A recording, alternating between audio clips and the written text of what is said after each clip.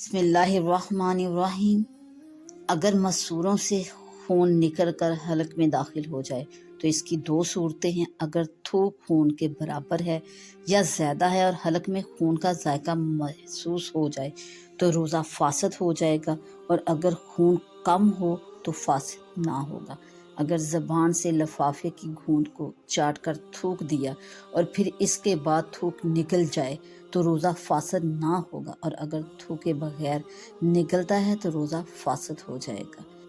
اگر بتی اور لبان وغیرہ جلا کر اگر اپنے پاس رکھ کر سونگھتا ہے تو اس سے روزہ فاسد ہو جاتا ہے، لیکن اگر ارادتاً سونگھتا نہیں بلکہ بلا اختیار داخل ہو جائے تو روزہ فاسد نہ ہوگا۔